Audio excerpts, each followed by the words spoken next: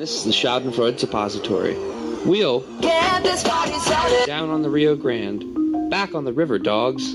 This time to talk about a poor, helpless little shit that was drowning. That is, of course, while he was committing a crime by crossing the border, and the only reason he survived was because our law enforcement jumped in to save him. So, a 7-year-old Magellan wannabe, with his infinite knowledge, was trying to cross the river at one of its strongest points near Eagles Pass, Texas, in a motherfucking inflatable pool, and he nearly drowned. If you think, however, that he came alone, you would be mistaken. Nope. He came with 4 adults and 5 children. They had a little armada of inflatable pools armed to the teeth with the capability to engage in warfare of a demographic sort. Yes, indeed, not just hyperbole either. The Border Patrol made 99,000 apprehensions on the southern border just in April. Most were adults and children from Central America expected to seek asylum. Try all will attempt to seek asylum, and that is the number of those apprehended. No telling how many more of these people snuck on by unnoticed into the country to take jobs, lower wages, and suck up benefits that should be reserved for the citizens. Tell you what I think. It's gonna be gay as fuck. Now we can move on over to a time that is supposed to be lighthearted. A time where high school students are supposed to be able to have a little fun, you know what I'm saying? This is America, right? I'm sorry, I thought this was America! So 2 students are in some hot water, with some of the shittiest elements on the face of the planet for the promposal picture this clever young man came up with. The photograph, posted by several users on Twitter and Instagram, shows 2 young people who attend Palos Verdes High School standing together and laughing near a brick driveway. Laughing is white supremacy, though. The boy in the photograph is said to have just delivered a sign asking the girl to prom that reads, "Bianca, you are racist, but I would give anything for you to go to the prom with me." Whoever created the sign used a different font to bold and capitalize 6 letters on the sign to spell the N-word within the message. N-Towers dog. Of course, since this took place in California, other students and parents of students went to their phones to complain. Blah, blah, blah, blah. And a few things were said by the principal and other authority in the school district. Check it out. Principal Alan Tyner said in a statement that the 2 students and their families had been contacted to inform them that they were forming a response and to anticipate severe consequences. Forming a response?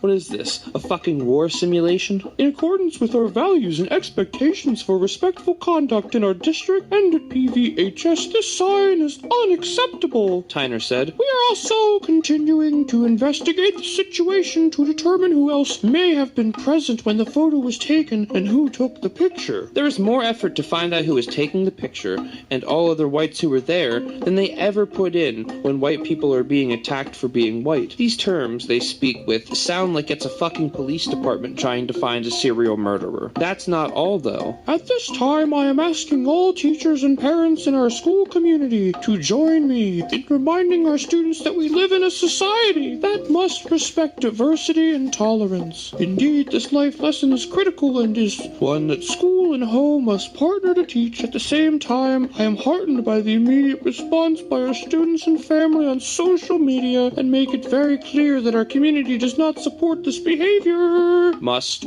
respect diversity, critical life lesson, white kids must be broken. Other schools across the country have seen a rise in whites that aren't total douchebags and don't hate themselves, with other incidents happening in Ohio, New York, Texas, Arizona, and in East LA. Similar incidents happened last year in Florida as well. Earlier this month, the Newport Mesa Unified School District investigated a series of overtly racist messages shared among young people, including students from Newport Harbor High School in Newport Beach, in a private Instagram group. One group member asked if anyone wanted a souvenir while the group member was in Alabama and Mississippi, noting, "I'll get you a real Confederate flag." Another person in the group asked, "Do they still sell black people down there?" It'd be a lot cooler if you did.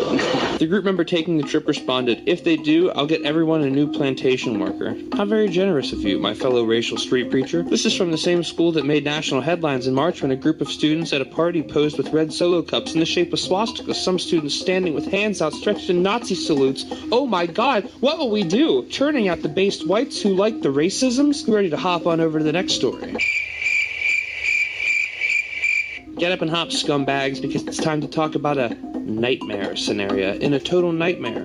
That nightmare is, of course, Kenya. Yes, so a couple of white-signaling Americans who adopted a Kenyan child are left horrified after 11 Kenyans, who said they worked for the government, came and took their social upcoming baby away from them. Oh my God! Our couple, Matt and Daisy, believe the assailants unlawfully abducted their son on April 5th on behalf of the powerful government entity known as the Child Welfare Society of Kenya, which oversees adoptions. You know, it's crazy. These parents look nothing like the so-called abductee. The abductee looks a lot more like the so-called abductor. Big think emoji. Matt noted that the Kenyan government assailants described their actions as a rescue operation in a report filed with local law enforcement. A rescue operation? It sounds like someone thought you were a motherfucking kidnapper, Matt. But what happened is these two whites were there with a friend doing missionary work, and they stumbled across this 6-month-old, 9-pound baby. You know, it's remarkable. I didn't even know they made them that small. Well, that's because they don't. This was a neglected child left to die, apparently. So naturally, instead of having their own children, of course they adopted this child, later to be known as Keanu. No, not Keanu. Keanu is badass and destroys people for killing his dog. Keanu is not badass. He was another case study of a starving African who only learned of food when Whitey came. Fast forward to 2017, they wanted to adopt, but there is a moratorium on foreign adoption. So get this, they fucking picked up and moved from the great state in America and into Kenya just to adopt this epileptic black kid.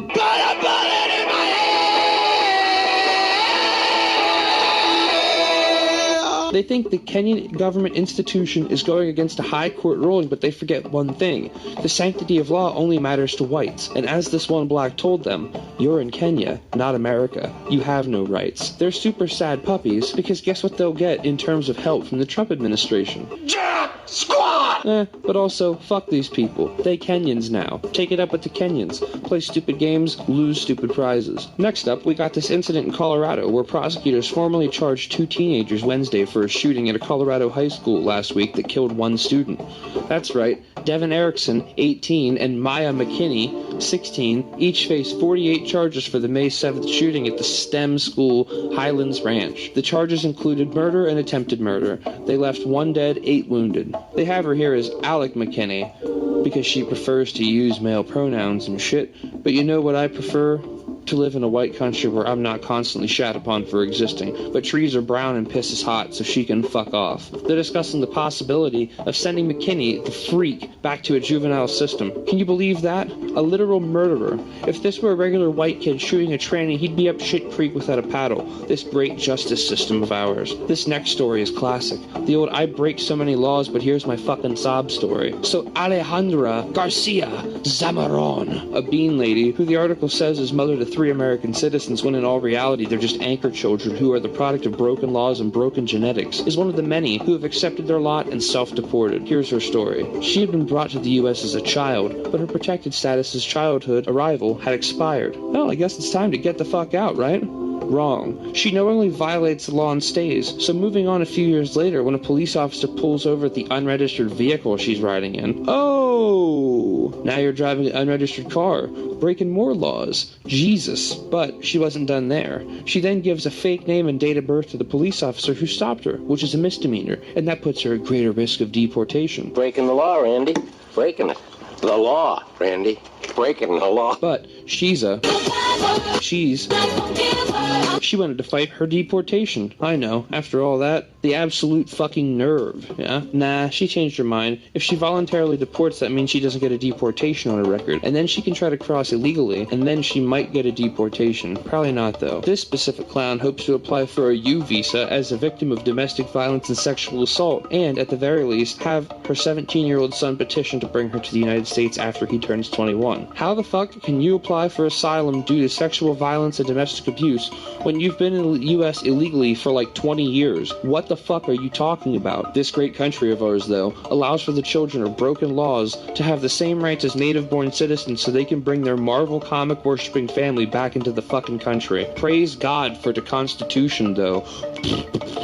It is said that voluntary departure is a last resort for these criminal aliens, but what choice do we, the hosts, have in the matter? The article says they don't want to leave their long-term homes with no clear prospect of returning. What about the citizens who don't want these so-called asylum seekers with no clear date for returning from the shithole they came from to invade their homelands? Experts say.